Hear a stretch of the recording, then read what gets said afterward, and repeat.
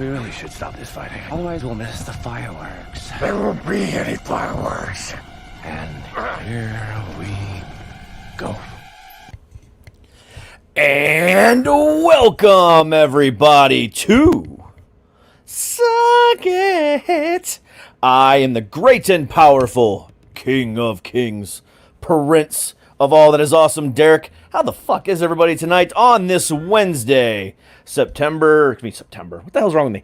October 28th of the horrible year that has been 2020.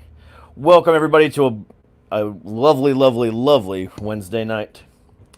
We are 2 days away from Halloween, and I could not have planned this better if you asked me to. Because tonight we're gonna have some fun. We're gonna have some fun. Because you know what? We need a lot of fun with everything that's been going on and the shitty situations and everything like that. But you know what? We're not here to talk about that kind of stuff. We're here to talk about fun and excitement and laughter and all that good stuff. And the reason, you guys have made this show so fucking fantastic, and I appreciate you. So, without any further ado, my guest tonight has been dubbed a Scream Queen because of all of her lovely movies that she's been a part of, whether it be Wrong Turn 6 or the new movie Amityville Harvest. Please, without any further ado, please give a warm suck it welcome to Miss Sadie Katz. Hey, how are you? Suck it. That's great. I love that. Well, thank you.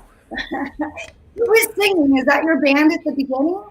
No, that is actually a local band out of Maryland that I found. That when I saw that song, I reached out to them and I immediately got the rights to that song, and I was like, I gotta have it because it was just so badass. It is badass. I love it. This is badass. Thank you for having me. Hey, my pleasure. I specifically asked for you because I wanted, especially for this week, obviously. I was like, I gotta, so I'm so glad that you were willing to do it. So thank you very much. Thank you. Yeah, dude. It's a crazy week. It's a crazy Halloween, though. Like, it is. What the fuck are we gonna do? Like, where are you at? Where are you broadcasting from? I am just outside of DC. Am I allowed to say fuck? You can say whatever the fuck you want. You're good. All right. I'm a fucker. No, I'm a fuck user. You know what? It's crazy because in LA, we're like, it's no trick or treating. It's, don't trick or treat, no more than 2 families in your house. And I'm like, I don't know if LA, we got a lot of girls with like slutty outfits, and they got to be like slutty Cinderella. What are they going to do? Yeah, I know. This year I know our community has been talking a lot about, maybe just hanging out on the driveways, setting up tables at the end of the driveway, therefore kids can just kind of walk by and grab stuff. I'm going golfing with a buddy. So that's what I'm doing Saturday. My wife and daughter are going to stay home and probably binge watch, some type of Halloween series. But yeah, I'm going golfing, and they're going to stay home and watch movies all day. Oh, how old is your daughter? Is it a daughter? She is 10, yes. She's 10, so she's not watching Wrong Turn.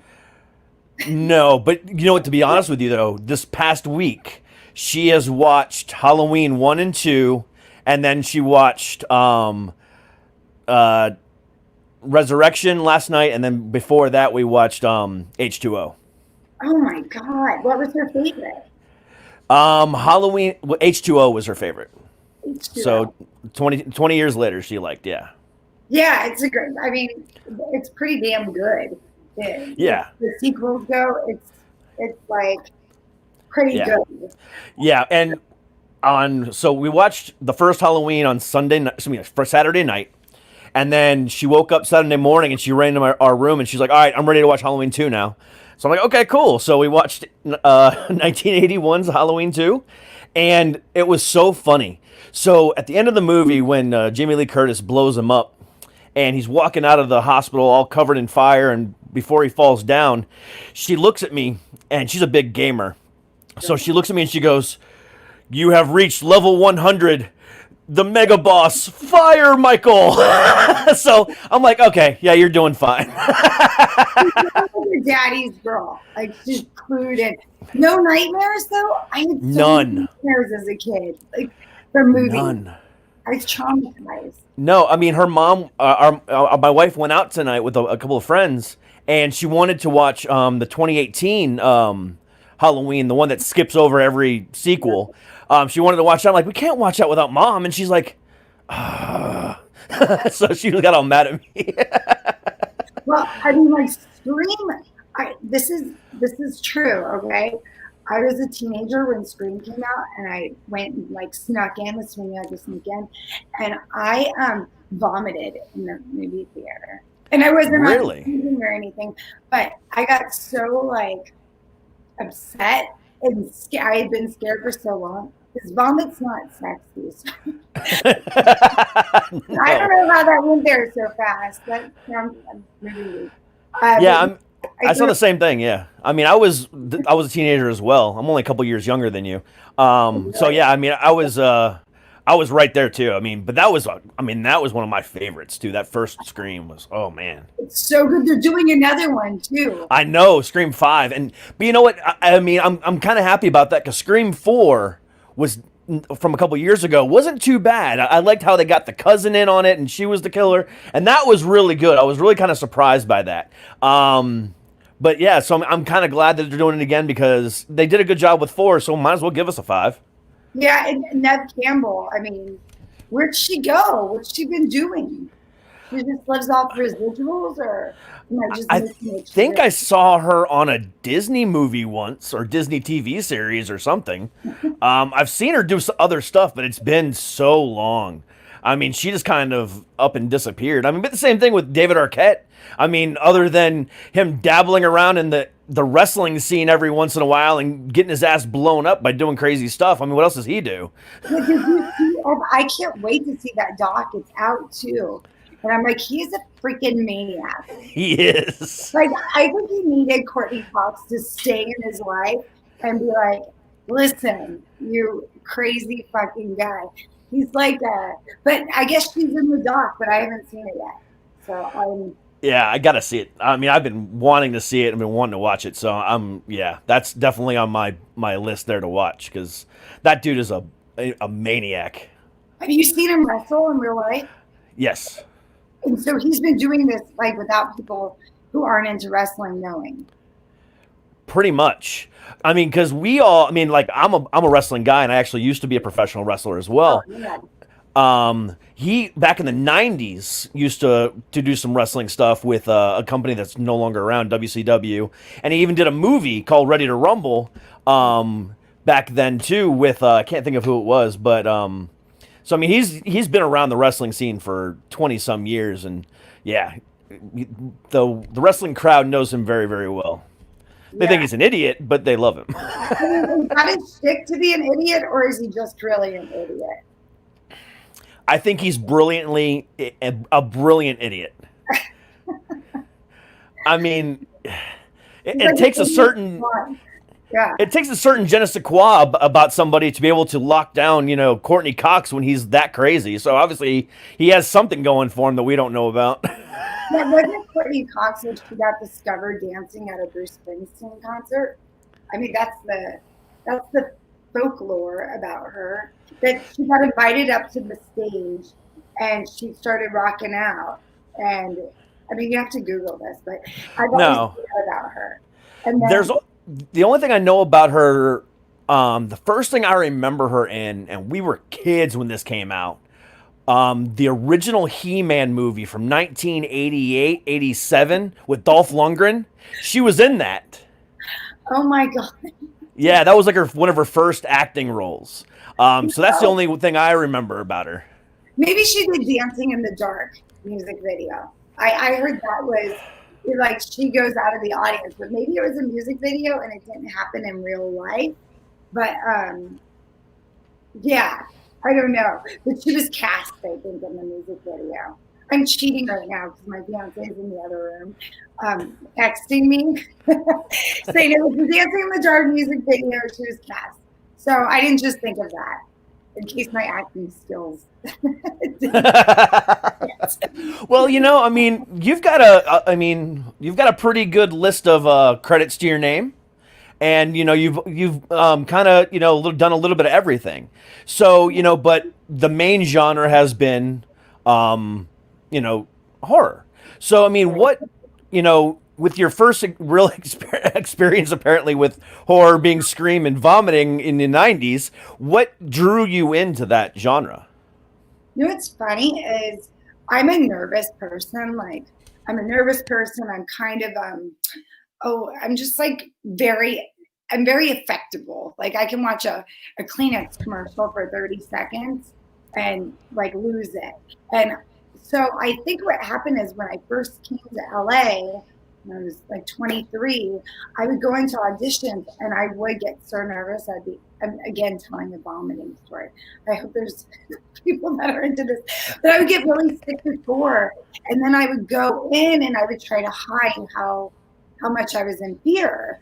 And that would be really hard because at an audition, they want you to walk in and be like, you fucking right for this. I booked it. And then I started going in and having it be like a switch trick where I just had to hide and be confident for like the first minute and a half.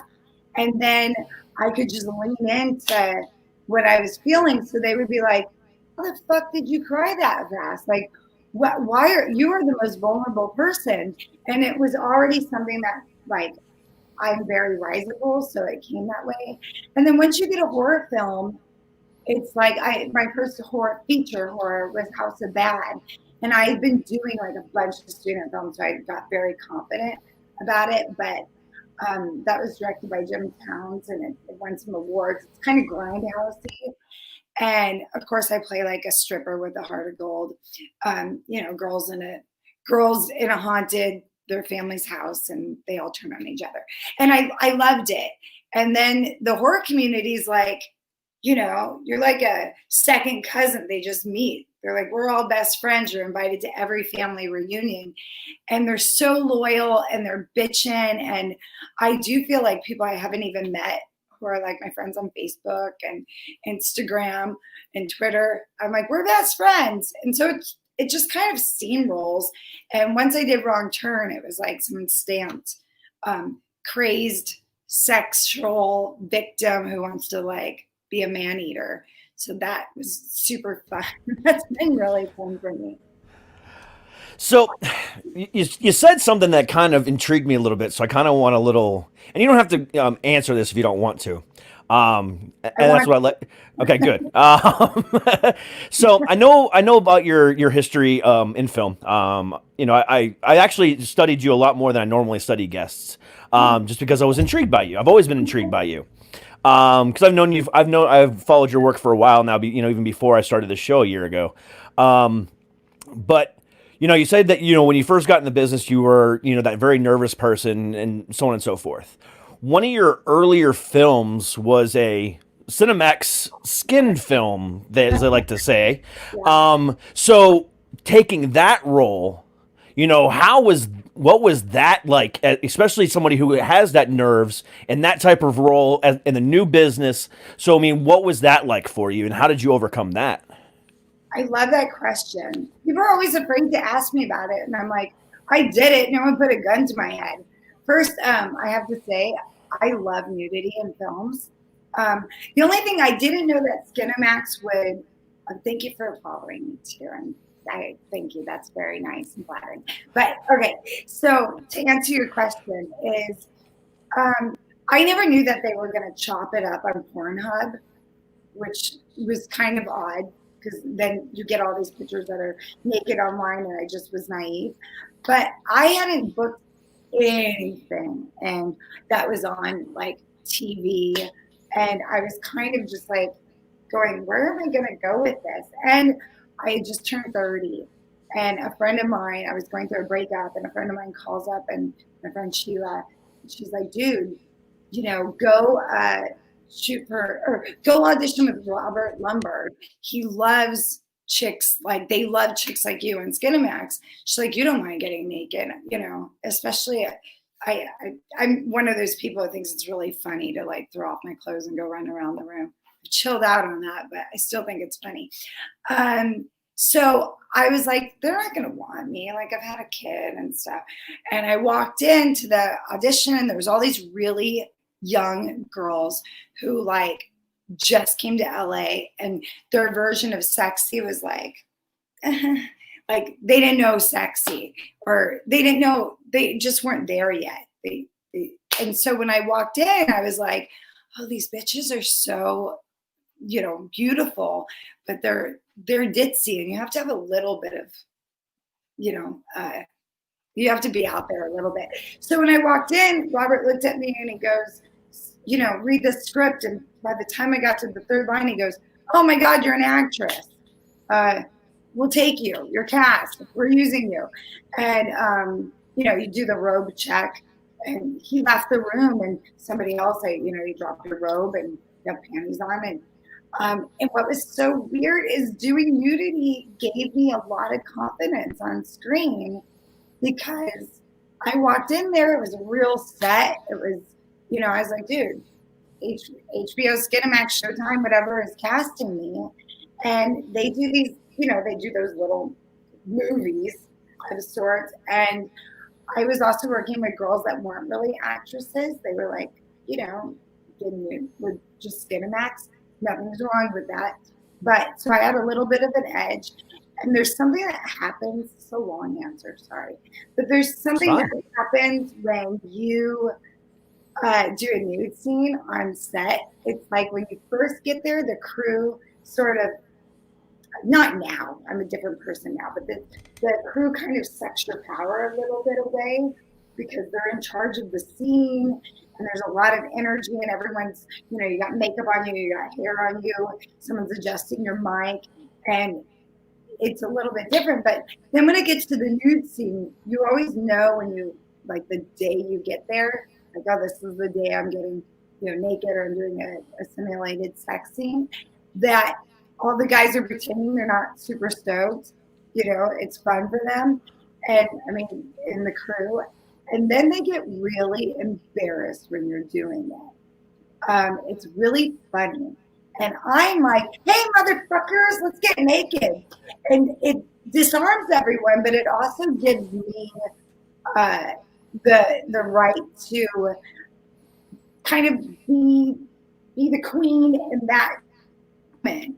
And I think that really helped me to like take my power in scenes and have fun with them and loosen up, and realize that I could joke with the crew and have as much fun as when I did theater is that. So, and then, you get to play, you go from that. So you're, normally in Cinemax and stuff, Skinamax, they don't, like you can't curse, and the girl doesn't really get really aggressive. She's more like, come here, you bad boy. It's that kind of thing. Yeah. You get to be soft. Like you can't go, come here and fuck me. That's not okay for them. So you have to watch your language. In the script, it's scripted. It's like 45 pages of dialogue. So then it was really fun to all of a sudden get cast in something where I got to be kind of a badass. And, which I'm more like that, confident in after going to in my real life at that time. And so it did really give me something. I would have done more. They're so professional and they pay really well, except the problem was they just get so chopped up that if someone Googles you, stop Googling me now. If someone Googles you, you're like, you Google a certain combination of words and you're like, dude, I did like 2 Skinamax and 2 Playboy episodes, and there's 500 pictures of me naked. I never showed my vagina on camera, but there's like pictures where some dude took his fingers, and I guess in a photograph that looks like a vagina. So sometimes can you see that there?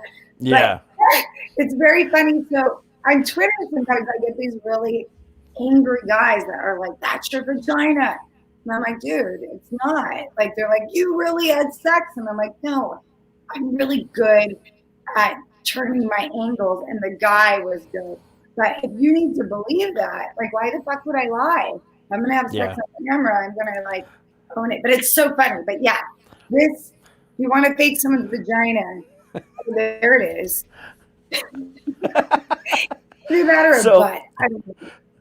So yeah, I had to Google you today, to just to get a couple pictures to to put together the my little flyer thing, and as I was scrolling through to find the best one, obviously the black shirt one is your right now the one that kind of circulates the most, but as I was going for another one, I was like, oh shit, I completely forgot about this movie, and I was like, okay, but yeah, you're right, they split it up, and it is everywhere. I mean, it's like. That's kind of, it's a little excessive. Why? I mean, yeah.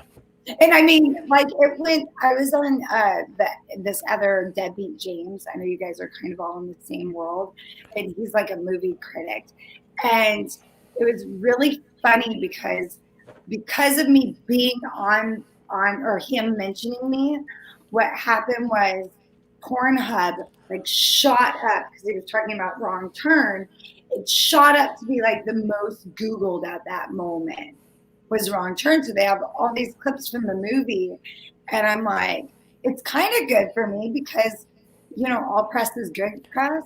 But yeah, when you Google like, Sadie Katz naked or whatever, it's a fucking lie. And it's really weird when you're single, and I'm engaged now, but I'm sure even for him, is you're like, everyone's seen naked because people Google people, and most men Google a chick and then they're like naked. So it's like a weird thing that I've just kind of been like, it's like the same thing. It's given me a little bit more of the fuck it or the suck it, I should say. Yeah. So wait a minute. Women are aware that we do that? I'm aware because shit. It's so obvious when they have. One, they're a little nicer, but it's like they meet your eyes and then they drop them in a way. Or I noticed when I'd have a first date with someone, they would act a little bit differently, and I'd be like, "You Googled me naked, didn't you?" They go like, "Oh, is that bad? I didn't know." I'm like, "You fucking knew, or you wouldn't have, plugged it in." My fiance Miles, like when we went out, right? I think he screenshotted a picture of me naked because he's a dude in a great way. And I was like, "Yeah, I got it. I know."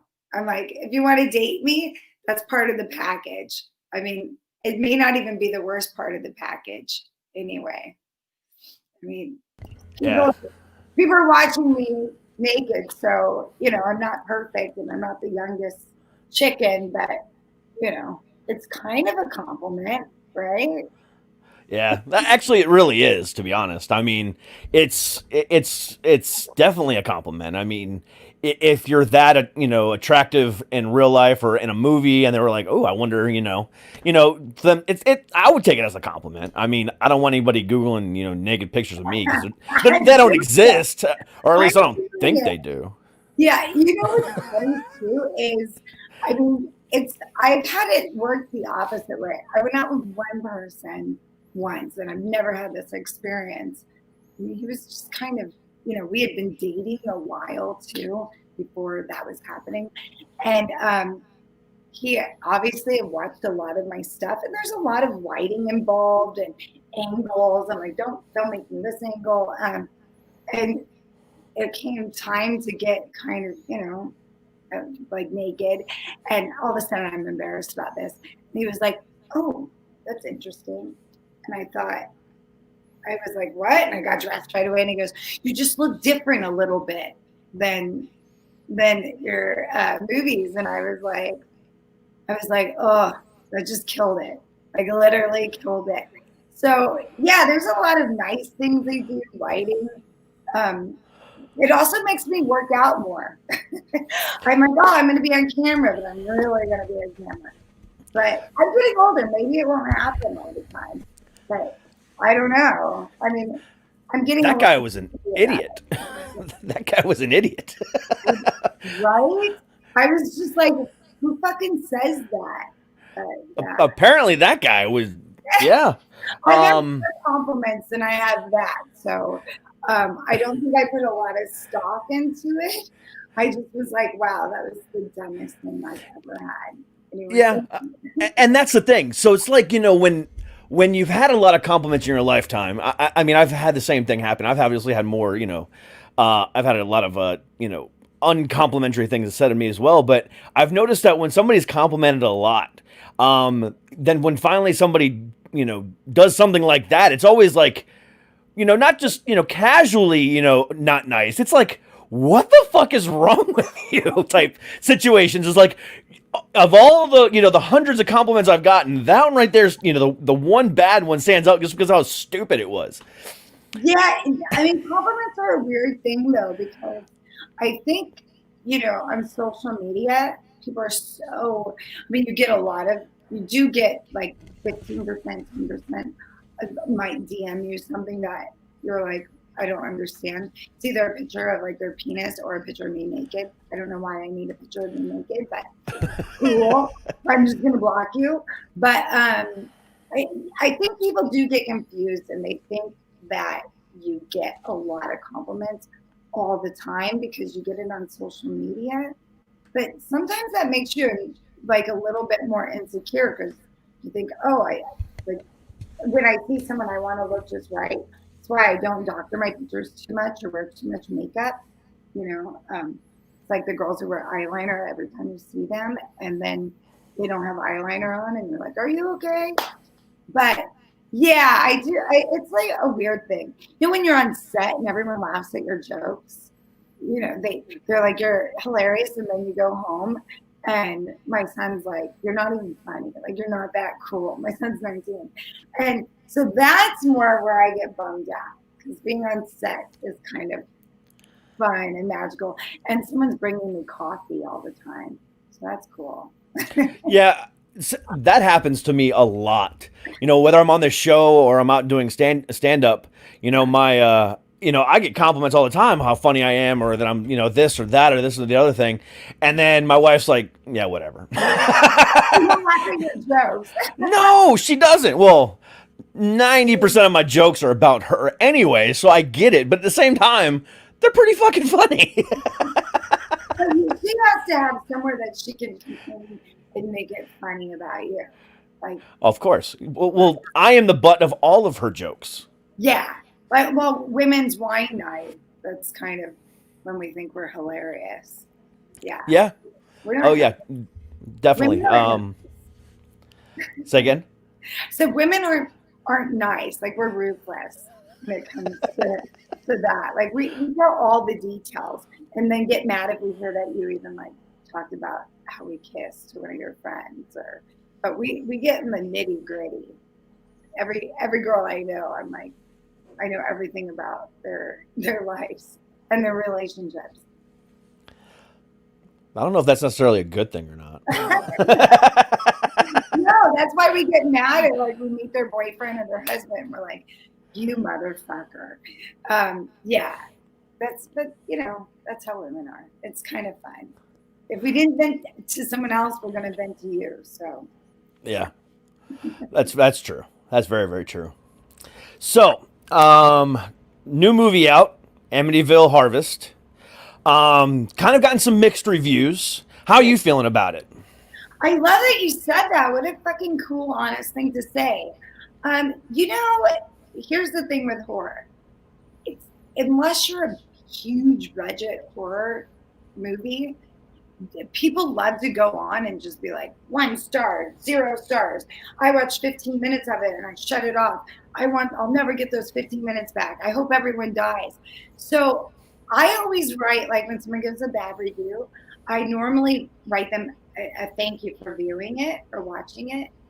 And I mean, I'm going to be honest, these movies are done in 14, 15 days. They're B movies and they're made for fun and kills. Like, they're just like, these people are taken very seriously and they tell you the whole plot and then they get really upset. I'm like, I know the Amityville thing. I was like, I'm going to get so much slack for that because people are going to be like, well, they're using the name. But Amityville is a place And I watched the film because I hadn't seen it, and I watched it like this, like, oh God, oh God. And I was like, this is fucking fun. It's a movie that you could actually watch with your daughter when she was 8, and that would be the scariest movie. Or, you put on some popcorn, you smoke a joint, and you're like, it's fun. So even when my friends are like, oh, I'm gonna rent it, I'm like, hey, we shot it in 15 days. We're shooting like 8 to 10 pages a day. Normal movies are 1 page, a half a page. And I would say that a lot of actors and actresses who do these movies, especially or, quote unquote scream queens, we can outact fucking a lot of people. We're like, we have zero prep time. We have zero, we've got like 3 takes. And I am fucking so appreciative that this genre exists because I get to have fun and carry a movie, and I wouldn't necessarily get to star in so many big movies. But yeah, I tell people, you rented it at Redbox, you got it at Walmart, you're streaming it, you know what you're getting into, and it's fun. Like, a lot of our effects are practical, which to me is cool. I don't really get that offended. I always hope you want your movie to go viral and to be genius. But you also know, like, I love Thomas Churchill. I think he did some unique shots.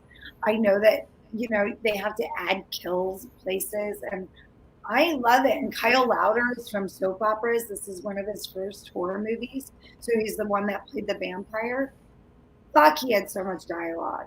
I mean, he really did. And that was his take on being a vampire, which was fun. So, it's fine. Look, Wrong Turn, it's some people's favorite movie. Like, they're obsessed. It's kind of on the weird side, but I appreciate it. And then there's other people who are like, it's the worst movie I ever saw. You ruined the franchise. You suck. Hope you die. And I'm like, wow. People are so excited to have an opinion that they jumped online on a movie I'm in. So by all means, please, I don't care if you like it or hate it, go on IMDb and put some opinion. The more opinion someone gives us, the more publicity we have. So suck it. I'm gonna use your catchphrase as much as I can. Please go right ahead. And that's actually why I asked that question. Because I wanted to kind of get your take on it. Because again, especially in this business, the negative reviews, fly like water. I mean, it's everyone's got their opinion. This and that or the other thing. And you know what? I mean, the thing about it is, like, when I go to watch a movie, I might go to Rotten Tomatoes and look at it, but I don't pay attention to the critic score. I only pay attention to the audience score. And, because that's what matters. It's the fans that matter. The critics don't really matter. I mean, and the one negative review that I read was on Screen Rant, and you can't trust Screen Rant half the time anyway. So it's like, I don't understand when people watch these movies and then they hold them up to this movie, and I'm like, but it's not that movie. And then I think it's really funny because I'm like, no one shared your article, you dumbass. Like, you didn't find anything redeeming, so you wrote an entire review that not a lot of people read. So I don't want someone to lie, but every movie has something kind of fun about it and redeeming, or look, this movie could have been this much better. But it's very weird when you get these reviews and they're holding you up to something else. I'm just like, and I wish that people who like it or even are like, that was good, it was a fun Saturday night, and watching 5 horror films. That's kind of cool. Like, go on and say that. Say, I think it's fun because it's not a movie that necessarily, it's fun for Halloween because it's not necessarily dirty. And I've done a lot of dirty movies and I love them, but this is just really silly, really fun, and that's all it's supposed to be. And it's kind of got a little bit of a history edge, and I thought Thomas Churchill's a big fan of Hitchcock, but in limited time. So have you noticed that there's certain shots that him and um, Mitch did? You'll see that. I can't remember Mitch the DP's last name. I'm an asshole. You'll see that it's cool. It's fun. The location was cool. It's funny though, isn't it? Like when you read a critique, I've gotten beyond feeling bad lately. I'm kind of just like my 14-year-old self would have been like, oh my God, someone talked about you. I'm like in a magazine or newspaper, the internet wasn't around. I would have been fucking stoked. Like I was trying to get in plays at my high school. So Yeah, I feel the same way. I mean, how much time in your day to where you need to feel the need to go watch this, like you said, a B movie that went straight to digital and DVD and Blu-ray. That you need to go online and write an article about how much you didn't like it. But you know what? People put the time and money into this movie. It's about having fun. It came out coincidentally a week before, 10 days before Halloween. You don't think that was cool? I mean, it's about having fun. It's about the jump scares. It's about this or that. If you're wanting to watch a movie, a horror movie for plot lines, then you're watching the wrong genre in general. I mean, I cannot. Other than like maybe Halloween. When was the last time a good horror movie came out with a really great plot line? Like Midsummer, but would you call that a straight horror movie? No. It's kind of cool, and like The Quiet Place. Those are good, but those are big movies. People think of like Blair Witch, but that wasn't even that. That still had a good budget, and it had a secret studio behind it. I love this genre. Oh yeah, me too. I really do. I have fun with it. There's some films I've done that I'm more upset if it's not lit well, where I'm like, what the fuck was that? Or it doesn't look like people really tried. Then I'm like, I'm not promoting this movie. You can kiss my ass. Yeah. And then I'm like, I'll put as much effort into it as you did. But man, I always make friends too. On each movie, I pick up one or two people that kind of stay in my life forever. That's magical. And then there's one person, I always say this, the person who is gluten-free on set, that person you never want to see again. You're like, are you gluten-free? Please don't be gluten-free. But yeah, No. So there's kind of fun dynamics, and you meet fans at conventions, and it's always like a film that you think everyone hated, and then all of a sudden you have people going, this was my favorite movie. I love it. I watched it 50 times, and you're like, okay, that's cool. Thanks. Yeah, I love this genre, and in my opinion, the campier, the cornier, the cheesier, the better.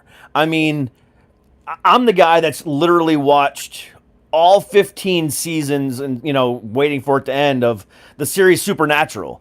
And that series has had some of the worst ups and downs that I can ever remember a TV show ever having. But I've stuck with them through the very end because it's a great series. But at the same time, it's fun.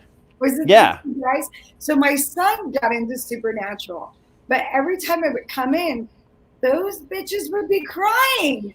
And I would be like, this is such a male soap opera. And he would get very defensive. He goes, you should just watch this. It's a really good show. And guys love that show. I should give it a try. Everyone who loved it really loved it. The first few seasons were fantastic. And then it kind of took a dip. And then it got better. And then it took another dip.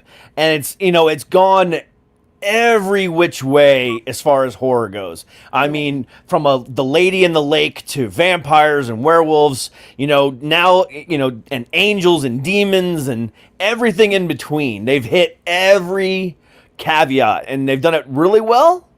and they've done it really bad at sometimes too. But it's just fun. That's the whole point of the genre, is fun. Right. Did you ever see? So I grew up, and these were the things that I loved. So even though I had nightmares all the time, I loved Tales from the Dark Side. Yep. Sure. I don't know if you remember that. And there was also Tales from the Crypt, of course. And then there was this show where like a family of monsters came out. I think it was called Monsters.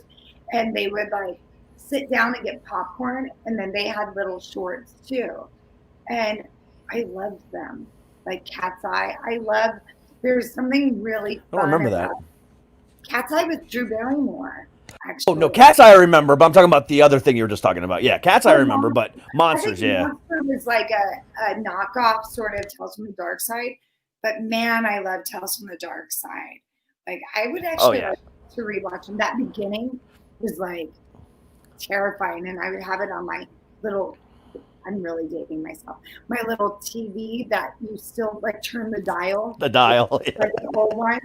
And I would be like watching it in my room, trying to not know that my mom to know that I was like watching it, because she wouldn't want me to, because I'd have such bad dreams. And then terrified. And there's something really fun about that. And it will always be fun. And I think now horror is jumped up. It's crazy because people have so much anxiety, and they say that people who have anxiety are drawn to horror movies. I can see that. Because I am somebody that suffers, from PTSD, anxiety, and I'm also bipolar. So I get my kicks off of that kind of stuff. I love it. That's horror and suspense I'm all about. I'm also a huge comic book and, comic nerd as well, but I love horror and suspense. It's fantastic. Yeah, you're so rad for saying that. Was diagnosed as bipolar at 19 and have been on medication for years. So yeah, there is an element of that. There's something about that. I've learned to mostly manage it, at least when I'm out of the house. But yeah, there's something that is self-soothing, because you're like, I defeated that. I got through. If I can get through that movie and see other people suffering worse, and there's some like adrenaline that you get. Those serotonins that come in. You just said exactly what I feel when I'm having a bad day. When I'm having my down, depressed day, I watch either some really fucked up, movie or TV show, or some type of drama, to where I can watch these fictional characters have even worse days than I'm having. And in my own head, I rationalize it. Oh, these people are having worse days than I am, so I can get up and pick myself up. Even though it's completely made up and these people aren't really going through it, in my unrational brain, it's like, oh, if they can do it, so can I. Right. And there's kind of, I've seen some movies like Terrifier. To me, I almost couldn't. I almost couldn't watch it. But then you get to leave yourself. That's even different from a drama or something. Because sometimes I will cry out of control. The other movie, there's been two movies, Scream and Titanic. Once the old people were in the bed, I threw up in the movie theater. Yeah, I did that. It was sober. But I think the horror movies, you're just kind of boom. You're out of your life. You're into that camera.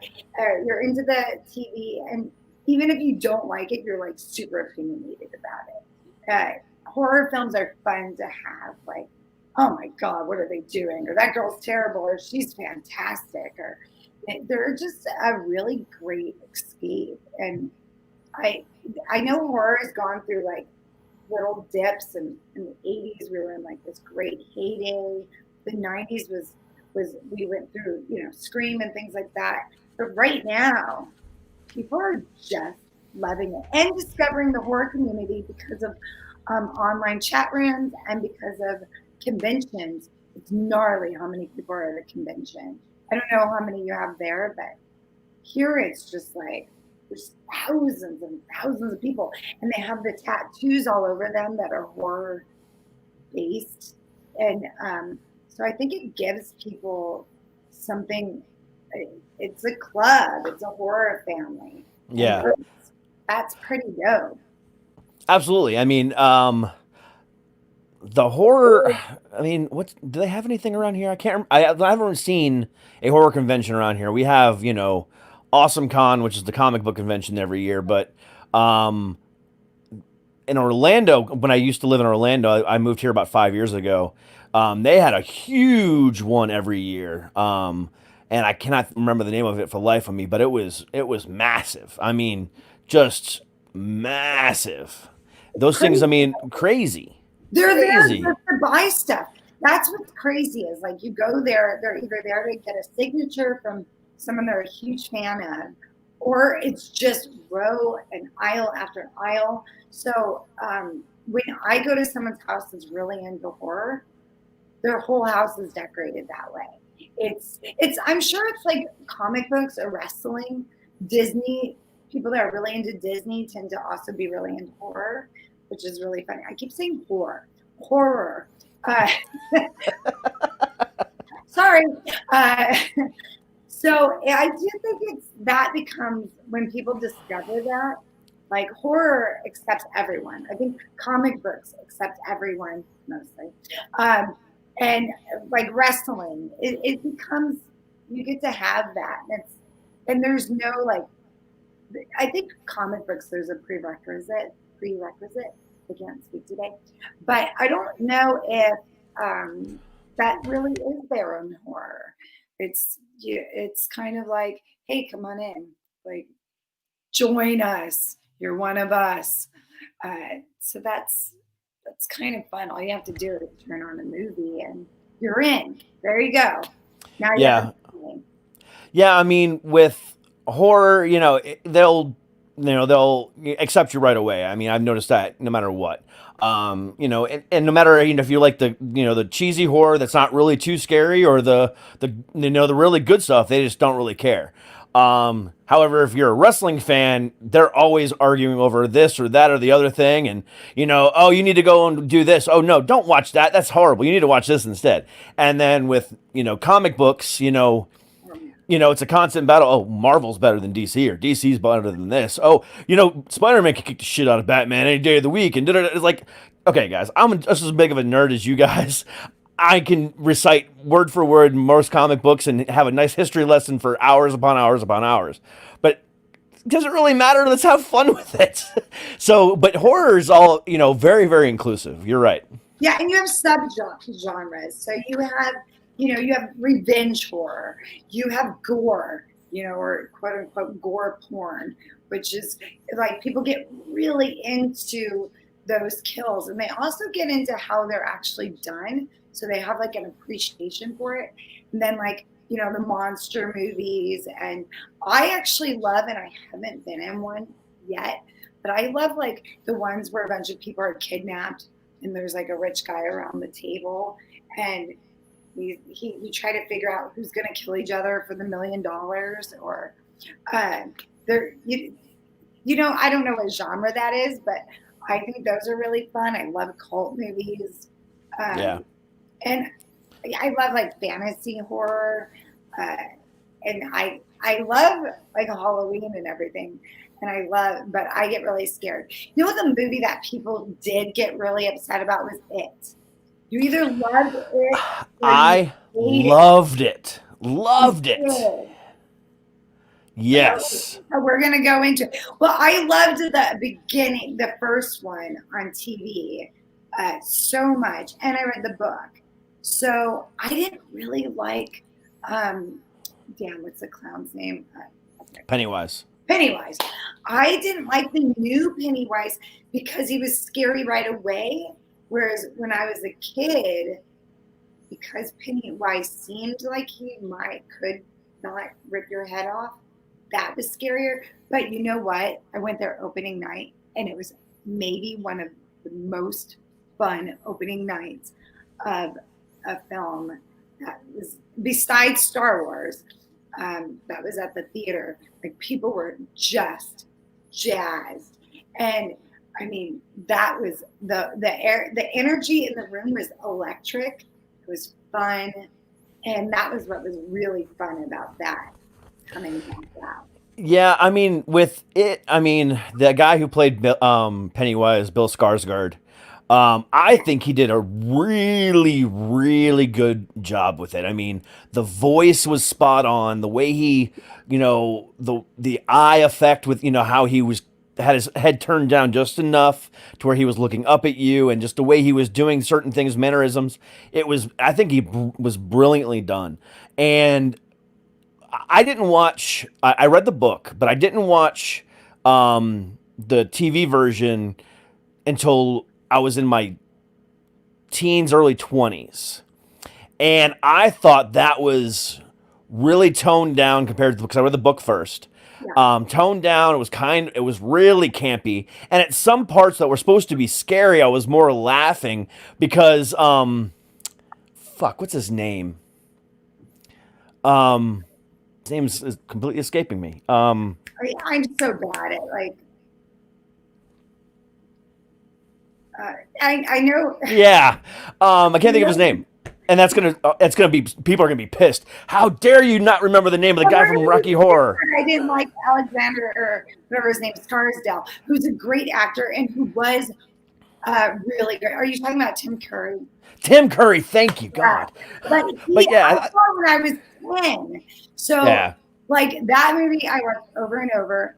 And here's the crazy thing that not a lot of people know. If you didn't read the book, you don't know that the girl at the end fucks all the guys. I mean, Stephen King, you know what I'm talking about? Like, yes. Yeah. Go through the spider thing, which was never that scary. So they definitely improved on that on the remake. That was kind of how I could watch the movie over and over again, because the ending with the spider was like, you just ruined the movie. But it's so crazy when you read the book, and like that's how they all bonded. I think in the other version they like mixed blood or something. Whatever. They had blood, yeah. Yeah, but no, they had sex. They lost their virginity all to the same girl. Like that's gnarly. Stephen King is amazing, but he's also really fucked up. He is. He really is. He's like, what? So I better clarify, because the remake, of course, was great. I think it's kind of like taster's choice, and some of it was because I was really young when I watched it. But have you seen Storm of the Century? No. That needs to be redone. It's so good. It came right after, it was a miniseries right after it. And it's about this small town where a man comes in and he's harassing like the church in the small town. It's raining, as in all Stephen King movies. And he's like sinister, and he keeps saying, give me what I want and I'll go away. And it's dope. It's so good. But now I have to watch it because I wonder, was it so good because I was a kid? But that should be made. Please watch it. And then like, I want to do a petition and be like, remake this. Because it was definitely filmed older, but it's so good. I love it. Yeah. I mean, I'm a big fan of Stephen King. I mean, it doesn't matter if it's Misery, Pet Sematary, Thinner. I mean, there's been so many good. Thinner was good, huh? It was. I mean, it's even the movie was good, and not normally, the books, we could talk about that for hours, but that movie actually did really well with the, most of Stephen King's movies do pretty well with the movie versus the book. So I personally, I love it. I mean, they're fantastic. But yeah, Thinner was actually one of the better ones. Did you just introduce your daughter to horror and it started with Halloween? No. So 2 years ago when It Part 1 hit digital, me and my wife went out to dinner one night. I went out on a date night, and we have an 18-year-old as well who moved out this year. But so she was 16 at the time. My son moved out, and I thought I was gonna die. Yeah, ours moved out in in March. So yeah.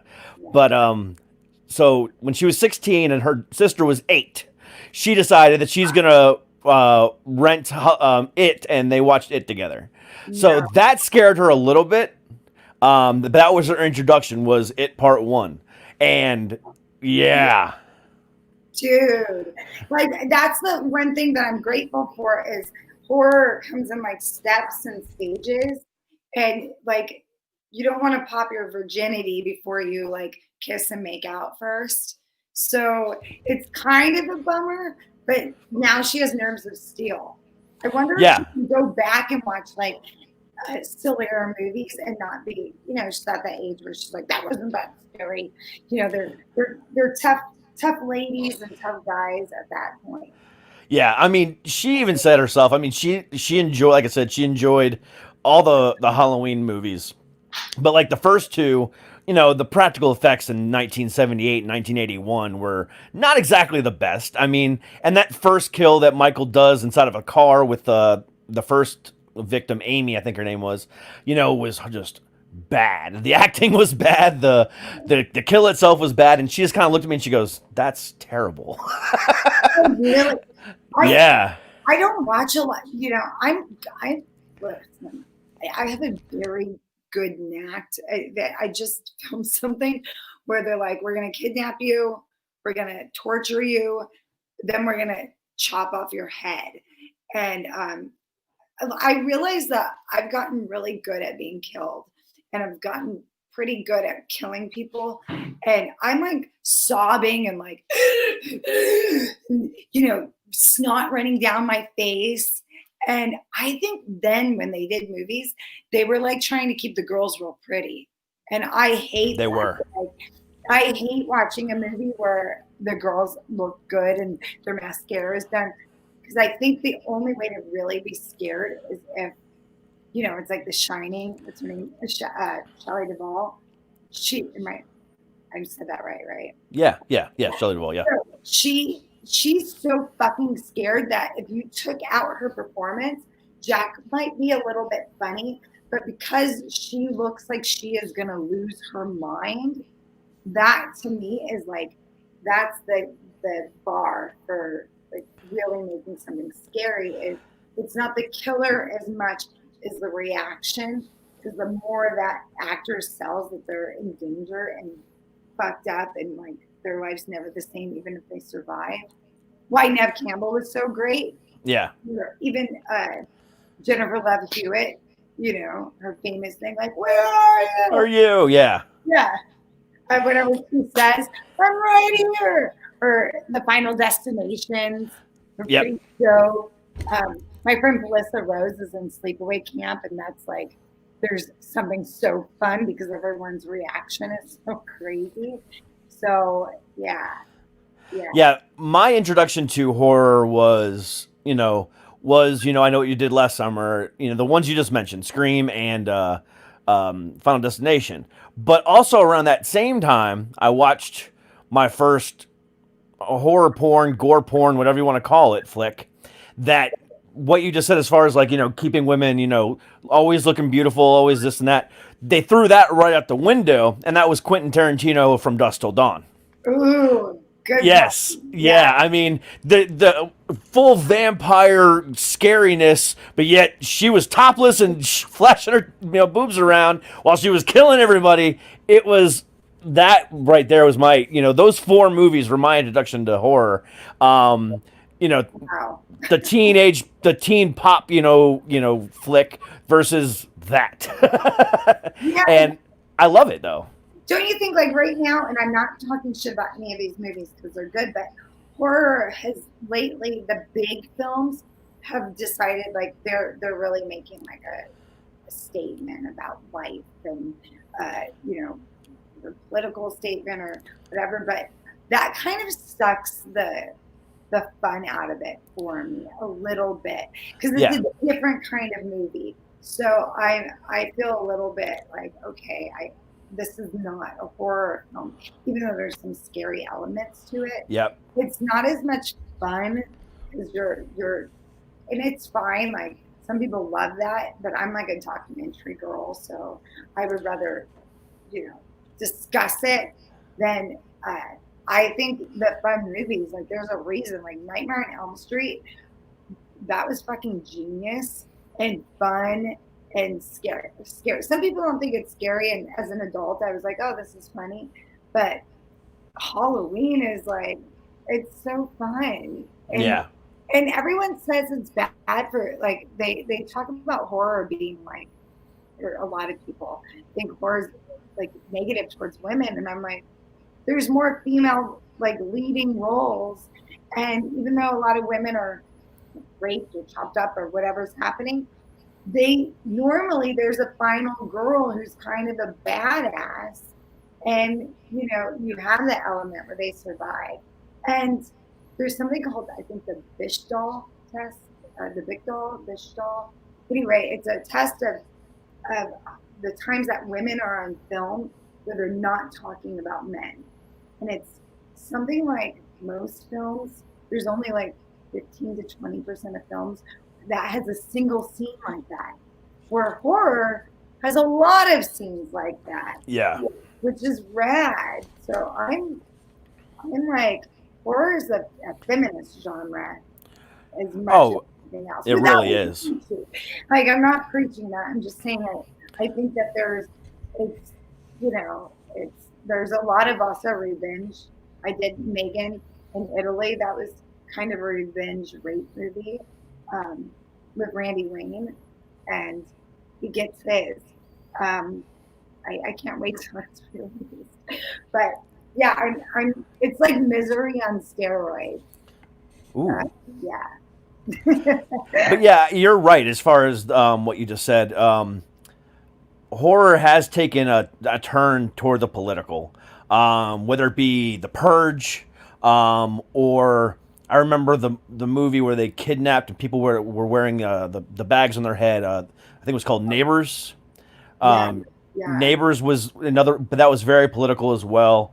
And it's like, come on, this is supposed to take us away from, reality, and that's just way too close to reality. So, that's why I enjoy, gore porn as much as I do regular campy porn, because if I'm gonna go watch The Devil's Rejects or House of a Thousand Corpses, I know for a fact it's not built in reality in any which way, shape, or form, because I know Rob Zombie just loves to show off how cool his wife is in those damn movies, and it's like, yeah, do it.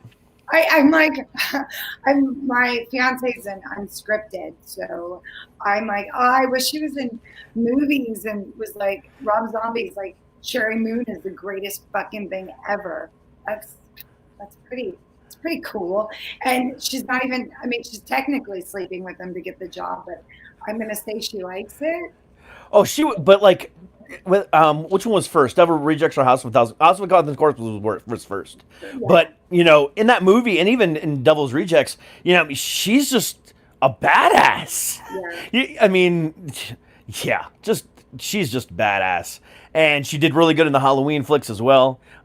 She's just awesome. I cannot wait to see what he does next. Because I know he's got 2 more Halloween follow-ups coming out, too. Oh, really? Yes. He's working on a 3 and a 4 to his follow-ups, yeah. Right. Cool. I know in Amityville Harvest, the one thing that I really liked that Thomas let me do, and I'm not giving away any plot here, but where Kyle as the vampire is chasing me, I was like, he gives me his line that he's gonna kill me, and I got to do this really fun Buffy hero moment, and on the spot he's like, that's great. And the Buffy lines or the badass lines, and there's something, like Jamie Lee Curtis, she gets to grow as a badass through that series, which is really cool on so many levels, and that they kept her in, and that's so dope. I think that's what's really exciting about it. It's funny because I think people are starting to, thank God for me, are starting to like want to see women older, more sophisticated.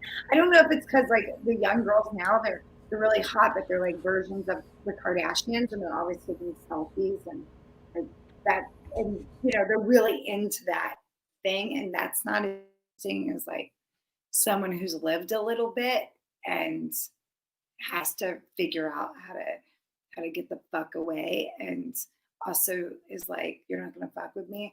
Like I would rather watch it unless you're watching like Final Destination or I think I don't know. I mean, what do you think about that? It's like gore porn is a little bit more. You got the young girls. I think there's a little bit of male angst in that where they've been rejected a lot, so that's kind of fun to see. Like, Yeah. fuck that girl. Yeah, I mean, again, for me, it's that escape from reality. I mean, watching these things, I know stuff like this isn't going to happen in real life. I mean, not even some of the the worst serial killers in the world, like John Wayne Gacy, pulled off what they did in Devil's Rejects or stuff like that. So it's like okay, I know. I definitely feel what you're saying there. I mean, sometimes it is a little, oh, I've been rejected too much. Now I'm just going to kill all the, the cheerleaders. But, but at the same time, it's like, okay, it's very absent of reality. But when it's too reality based, that's when it gets a little, if they did a certain thing here or a certain thing there, it's like, ooh, guys, whether, one of the biggest ones is if you see and I don't like it as much as anybody else does, but if you see a black guy in an older, horror film, he's gonna die. Unless it's LL Cool J, because that guy's been in a bunch of horror flicks and he never dies, so he's like the one and only one that doesn't die. But, but and I don't like that either. But it's like it's the same stuff. It's like. Well, Especially if it's reality based. Bloody chick, you're gonna die. I mean, I think if you have sex, you're gonna if you have sex at all, yeah. Kind of ended that a little bit because they made it into such a parody that it's like, if you're fucking, you're gonna die with, like, that's a lot of slut shaming. If you're getting wasted, like I just said slut shaming. If you're getting wasted, you're gonna die. And then the good girl. Now it's like the good girl dies and they like reverse it. And that's I mean, anytime that you can throw off your audience, but sometimes there's something fun about playing exactly to type for if you're watching something particular. But yeah, of course, like I actually wrote a film that was made, Clown Fear. But it was released by Lionsgate last year. But my friend Rufus Dorsey is in it, and he plays Miles, and he's amazing. But I had to apologize because he's a great black actor, because I thought it was hilarious if he was like, he's our second kill, but when they see the clown in the road and the clown, they pull over, the clown's blocking them, and he's like, I can't die. The black guy can't die first. Come on. And then we killed him off. And I was like, will you forgive me that I made this joke? And he was so glad about it. And he's so pissed because it was a really fun movie to shoot, and he was having fun with us. And so I did that because I thought it was super clever, but I don't know. I mean, you're always trying to think of something to be kind of different, and it's like, it's kind of fun. I mean, that's the challenge right now. I'm writing something with an really indie horror director that is wanting to do something with a little bit more. Anthony Leon. I know I'm saying his name. He's Leon. I always say his name wrong, and he always corrects me. But we're doing an elevator movie of sorts. Has lots of different turns, but it's kind of fun to do that. I mean, elevator movies and like Stuck in Coffins and like these sort of confined things are another genre unto themselves, and that's kind of, it's really crazy. There's so many different genres. There's not one. Is there one in particular you hate? I'm trying to think what I hate. As far as inside the horror genre goes, Yeah, I mean, it's the one. I mean, it would have to be the too much real. The purges of the world. That type of, that type. I'm not a big fan of. Right. I mean, I actually love The Purge, but I didn't really get how many statements were being made but um, I mean, I don't particularly love like watching a movie about Manson, with the exception of Once Upon a Time in Hollywood. I don't really like that because I'm like, dude, this fucking really happened. Didn't Texas Chainsaw really happen, or is that just like an urban legend? I think a version of it happened, and I think they just kind of overdid it with the 1974 flick. And yeah, I think something like that. I haven't looked. I haven't looked at it in a while, but something like that happened. But I don't think it was, obviously not the exact same way as they portrayed it in the movie, but something similar to that happened. Yeah. Yeah, that movie scares the shit out of me. Like I'm legitly scared every time. I I can't go into like those haunted houses, but at all. Or I went to Knott's Scary Farm, which I don't know if you've ever been to. No. And every time someone has a mask on like that and they have like the fake chainsaw, I completely lose it. I'll start just like freaking out. I have to get out. I'm like, I can't handle this. I think I've also learned to trigger myself that I'm like, okay, I'm ready to get really scared. I can't play hide and go seek well because I start getting like anticipation. So yeah, maybe I shouldn't admit those things. But yeah, it's See, actually, I love the Chainsaw Guys. Back when I lived in Orlando, I used to go to Halloween Horror Nights at Universal Studios all the time, and they are notorious for everyone, for guys walking around with chainsaws, and then to sneak up behind you and just, run it to the side. Yeah, I mean, it's fantastic. I loved it. It's so scary.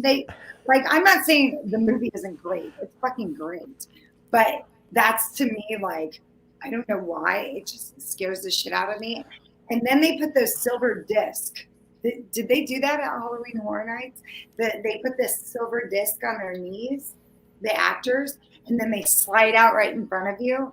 Yeah, they've done that too. Yeah. Oh my God, I lose my cookies. I'm like, yeah. What they're doing here is doing drive-in, where you drive in and you watch the show, and then you're in your car, and then like the guys come out and they like jump in front of your car when the car is turned off. I don't know if they're doing that where you are. I was so scared. Yeah. I just went and I was like, it was really fun because at least I was safe in the car, but I was totally freaked out. Joe Bob Briggs is doing one with like Forza Rose here, and I'm trying to get the courage to go to it because I don't know what a chicken I am, and yeah, but it's all this stuff is so fucking fun. Yeah, it really is. And you mentioned it too with the 1974 Texas Chainsaw Massacre.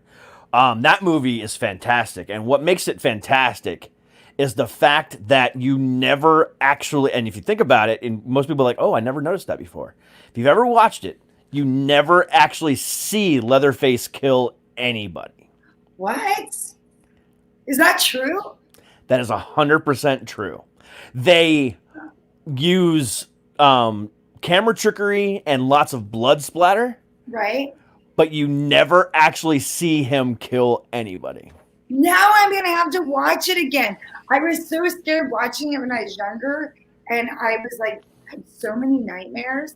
I had nightmares as much as I had watching The Shining, which is like one of my favorites.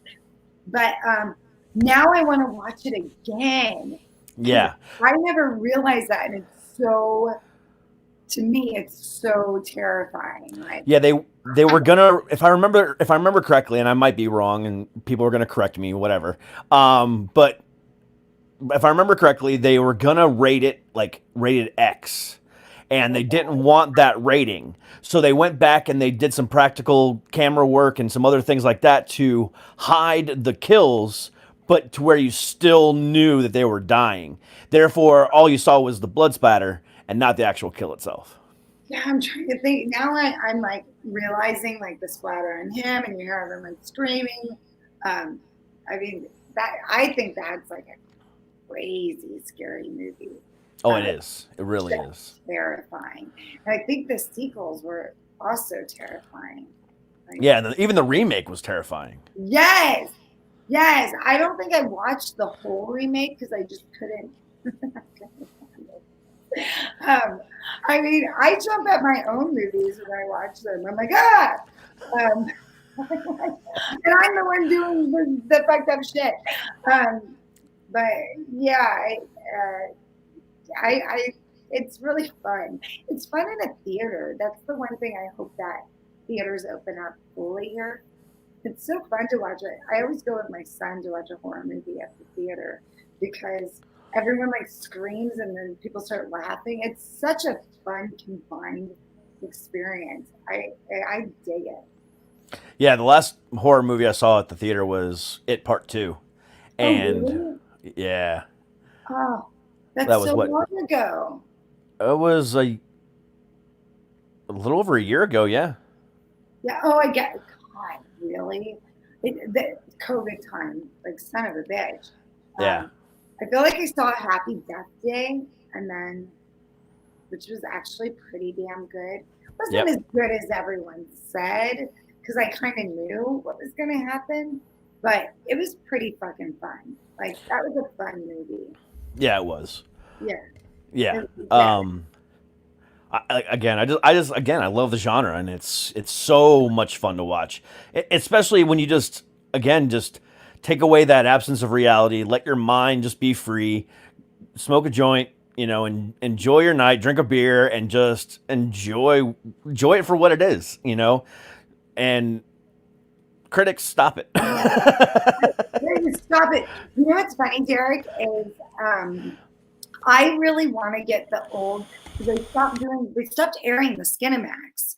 So I thought it would be so hilarious because I have my friends watch Hidden Treasures and we turned off the volume.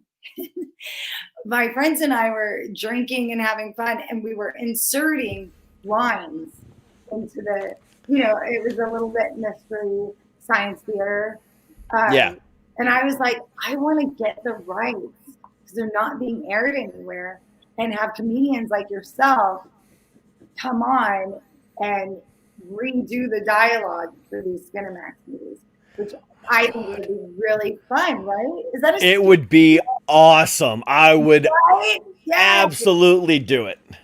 Yeah, I don't know if like I know you can review a whole movie and watch it online as a podcaster, right? You can, as long as you're adding, like, it's the same thing with like music and stuff like that. If you're it's a genuine reaction, or if you're adding content to it to make it original. Right. So like if we took a whole movie and then blurred it all out, from what you're saying, like the Skin movie from Skinemax, and then just overdubbed every word and everything, we could do whatever we wanted with it. Dude, like that would be so great. No one better take my idea who's listening. I will fucking come for you. Yeah, I mean, there's a YouTube channel called Bad Lip Reading, but they do everything. I mean, they do comic book movies to the NFL. They don't do what you're talking about. Yeah, I mean, I don't know if Skinemax could be on YouTube, but I think that would be the funniest thing. We were doing it and just like dying because, if you're a Skinemax fan, you know that they do write these stories that are like, I think the one that people watched and chopped off the most, I played a botanist. So every time and it was like a murder mystery, who stole the diamonds or something. And a botanist is someone who's really into plants, but every time we come in, we'd be like, dun, dun, dun. And I was always like walking in a garden, or something ridiculous. And there was all these like weird segues. I don't even know if she killed someone. She just like stole the jewels. And at the end, she like opens up the treasure chest and there's like these plastic jewels.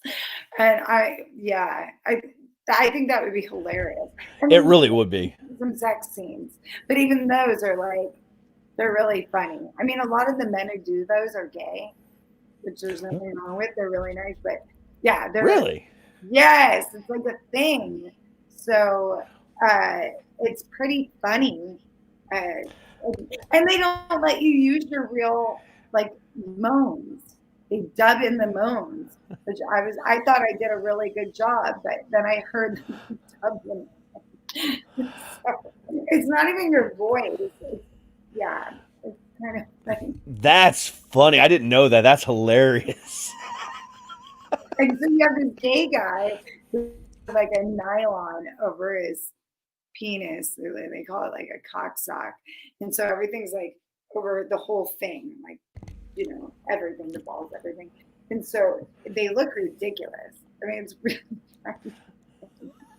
But yeah. Yeah, I knew about the cock sock. I knew about that. But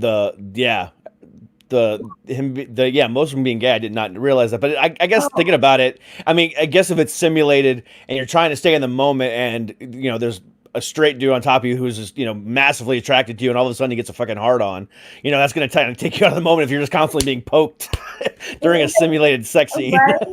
I mean, you're kind of offended. Not everyone is gay. I would say it's like a 50-50. But I mean, it is funny though, because I think the actor that I worked with that was straight, that you do in like the other acting world, they're always really worried about that. And I'm like, well, I'm going to be a little offended if you're not like fighting. Normally it's so funny. I'm such a, you know, I'm like eating corn nuts and eating disgusting things. So I can be like, you're going to be so in love with me. There's something fun about fucking with someone because you know, you can't break on these movies. You don't have a lot of time to, you know, you have a director who wants to wring your neck. You don't have a lot of time to fuck around. Like if anyone messes up, it's got to be like the crew or they ran out of battery. But like actors come up on lines, everyone's like, oh my God, what? All right, you know, it's like it's high stakes right there. You know, even if you have to cry, everyone's like, are you ready? Are you ready? And I'm like, you know, they're like, we got to get tears. Can you throw in some tears? Yeah.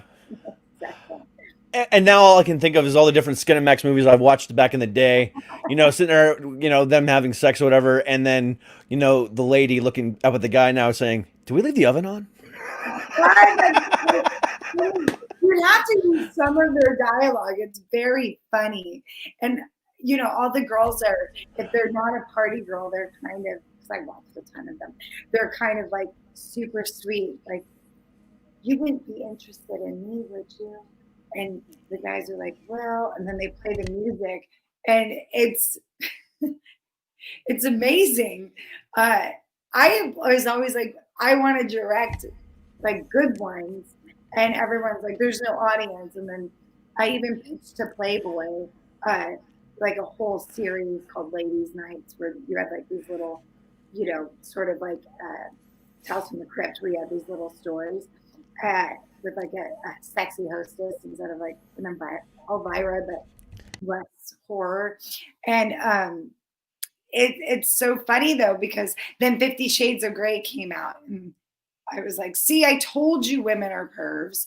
Like they want to watch this content and they don't even care if it's good or not. They just love it. That movie was horrible. I went to every movie at the movie theater. Me too. First one was, I was like, oh my God, this is almost, it's tragic. And they both looked so ashamed to be part of it, which was hilarious. But the third one I thought was great. And Kim Basinger comes out. Yeah. That one I was like, yes, this is great. But the first one was, I was like, I can't believe they're going to make more. And then the second one, I took my 72-year-old neighbor on Valentine's Day to see the third one. I believe it was Valentine's Day. And she was like,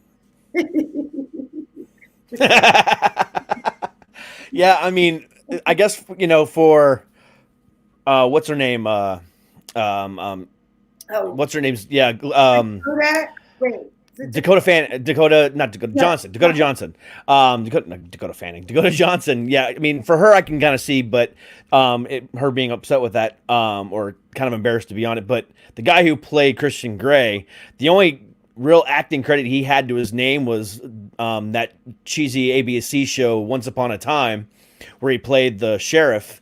And he died in the first season. But other than that, that's the only role, you know, anything I knew him from before that movie. So I'm sure he was like, you know, oh, I'm gonna be in a fucking one of the biggest book movie ever, you know, whatever. please don't talk about Christian Grey that way. I'm really offended. It was amazing in the movie. It was uh, Dakota Johnson, if that's her name. I forgot Yes. the name. Yeah, he wasn't very good. There's a couple of lines that in the movie, and people in the audience are like, but they're that way in the book too. It was a phenomenon to be on the subway and to see all these like older moms who had the book in their hand and were just, I mean, the book, that's all it is like crazy sex scenes after crazy ones. And you'd be at Starbucks and people would be like reading it out in the open. I thought it was the weirdest experience of like, there was some shift. And there were a lot of Christian women who were reading it with their teenage daughters. Yeah, I heard about that. But what actually I liked about the book itself was it shed a whole new light on the BDSM community, the kink community, in a positive way that has never really been done before, and it kind of brought it to the, you know, to the forefront for the first time, which, you know, that was really kind of cool, you know, from my perspective, because it was one of those things that was kind of shunned, talked about behind closed doors. You know, sexuality in general was still, you know, even 10 years ago when the book first started coming out or whatever long ago it was still like, ooh, what's, you know, that's, you know, and then it just caught on like wildfire and everyone was like, ooh, maybe I got a kink and let's find this and let's figure, you know, find this out. And sex toy lines now with, you know, Christian Grey, this and that. It's like, okay, cool. You know, that's awesome. I love that. Right. You know what's so funny though is there's so many reviewers who, and maybe this was a little bit the part of the movie's fault more than the book, but so many reviewers were like, so funny. They were like that basically if Christian Grey had been poor in a trailer, that would be like a horror film. But because he was super rich, he's like, let me buy you a car. I don't like your junky car. You have to drive this, you know, sports car, and I'm giving you a jet to fly over here, which is super funny. But yeah, and I mean I don't know why there's a fly in my house. It is funny because now there's all these articles about BDSM, and it was like this taboo thing. But I mean, a huge part of there's a huge part of people that are super into that, or at some times or do that, and that's part of their life. And you know, I don't know if I necessarily like the idea of like someone completely crawling on the ground all the time, you know, outside of public. But like, I guess to each their own. You can't. Yeah, as long as you're not messing with animals or kids, like fuck it. There you go. You're Exactly. free. Enjoy yourself. Right. But what's even funnier about that series is, I don't know if you're aware of this, but that series is actually Twilight fan fiction. Yeah. Well, okay. I love Twilight. So when I got my boobs done, just a little bit. I watched all 3 in a row, but I was on heavy medication. So I remember crying when they got married. I'm going to blame the medication, but I loved the movies. And the last one that was like so CGI'd, and Kristen Stewart became like the hottest chick in the world because they had like all of a sudden she was like super glossy. I read the books too. They're really bad, but I love them. And there's a new one that's taken from Robert Pattinson, whatever his name is, who's now going to be Batman. How the fuck did that happen? In a world where it's too weird. I'm like, dude, he was Edward, right? On Twilight. Yeah. Like, did your girls get into it? Did they get into that series? No. My oldest was she was more into, well, she wasn't into Twilight, she was into the other glorified cute vampires on CW, the Vampire Diaries. That was her thing. What about Buffy? Were you a Buffy fan? I was a huge Buffy fan. Sarah Michelle Gellar did such a good job. I loved it. Even, the original, Christy Swanson, right. She was, that was a great movie too. I mean, I loved it. Loved it. Yeah. Buffy's my favorite series of all time ever. More than Breaking Bad, more than anything. And when her mom dies on the series, sobbing, I'm really ridiculous. I'm revealing what a fucking nerd I am, but the musical, I think the musical. Yep. I listen to that still sometimes in the car and rock out to it. And like, this is the one where she finds out that Spike and her are in love and they give the first kiss. And then I loved Angel too, Elijah Dush. Yep. Elijah Dush too. I'm sorry, I'm butchering her name. I should not butcher her name. She's the head of Wrong Turn, said the queen. But I loved it. Like, I keep trying to get my son to watch it from the beginning, but I don't know if it holds up. And what's his face, Brendan, whatever, he's known for like having huge, like, he has huge problems when he's invited to the one who played Xander. I think Xander is the character's name, the nerdy one who was in love with Buffy and then got with Allison. I'm ridiculous. I get one. Wasn't that Seth Green? No, Seth Green. No, who was that? Like Brendan something. Better get that. No, it was an alarm to take my crazy pills. I have another one for later. That's my take your Lexapro, damn it. No, God, what was his name? I can't remember. Brendan something, but he's thrashed conventions. Maybe he's better now. I don't want to talk shit on him because he was Xander, and but that's like it's the best series ever. It was good. It was good, and Angel was good too. Yeah, and Angel, and I cried hysterically at the end of both of them. But I've said that I cry over everything, but that one really. Well, I mean, the original ending to Buffy, I liked it, and then they brought it back, and they made it with the second, because they did another season of it after it ended, and then they had a weird ending the second time, and I didn't really dig it, and the sister coming, the whole thing toward the end there kind of got a little weird. Killed it when he brought the sister in, but then when he brought a bunch of slayers, I was like, no, there can only be one. Like, where are you going with this? So they have to redeem it at the end. And then, I also really liked that she was with Spike. I thought that was really dope. And I loved when she died and Angel had to bring her back. That was cool. And that's when she got in with Spike. That was genius storytelling. There was some stuff that started to go off base, and but I still love it. And it was nominated for an Emmy. So one year it got nominated for like best writing, and I remember during the Emmys that a few people chuckled in the audience, and I was like, "You obviously haven't seen the show." Okay. Yeah.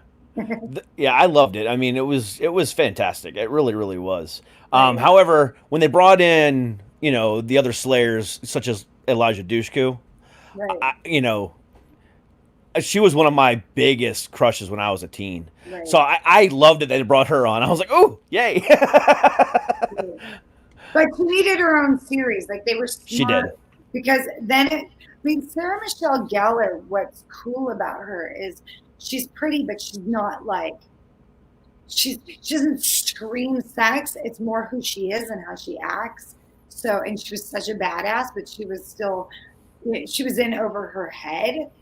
So it was fun to watch her, with Giles, get, now I'm geeking out too much, but like, I don't have comic books that I geek out about. So that's my one really geeky thing besides like Twilight, but I don't have big feelings on Twilight, except that I watched this really cheesy thing and I ended up liking it. And they have a new book out. I want, not Twilight, 50 Shades of Grey from Christian's perspective. And I heard about that. Okay. It's sold out. I know I'm probably not gonna like it, and I'm gonna be like, these were never good books, but maybe I will. Maybe you will. Sadie, it's been a fun time talking to you. I had a blast talking to you. I knew this was going to be fun, and I am so happy. So happy. Thank you for having me. I could talk to you forever, but I know, right? I could too. I really, really could. Ran the gamut. Like, we talked about everything, and thank you so much. I had so much fun. Absolutely. Yeah. I would love to have you back anytime too, because I could talk to you for hours. So please have me back. Absolutely. And I'm gonna look up Manscaped. Yes. For better help. And use promo code SuckItPodcast, all one word, for 20% off at Manscaped, or go to BetterHelp.com/SIPod for 10% off. Help me pay. Get money sponsorship. Thank you for having me. Please have everyone watch Amityville Harvest and give it a fucking review. Just at least over, be a little kind. These are filmmakers that are working their ass off. Exactly. And me too. or just give your opinion, But yeah. Exactly. But yeah, definitely go see Amityville Harvest. It's available for digital download and on digital everywhere you can find your movies, YouTube, Amazon Prime, iTunes, yada, yada, yada. Or pick it up on DVD or Blu-ray. Everywhere it's available. Thank you again, Sadie. I appreciate it. Thank you. You're rad. Thank you very much. We'll talk again soon. Okay, thanks. Bye-bye. All right, guys. And that is our Wednesday. I appreciate you guys being here. Thank you very, very, very much. Come back tomorrow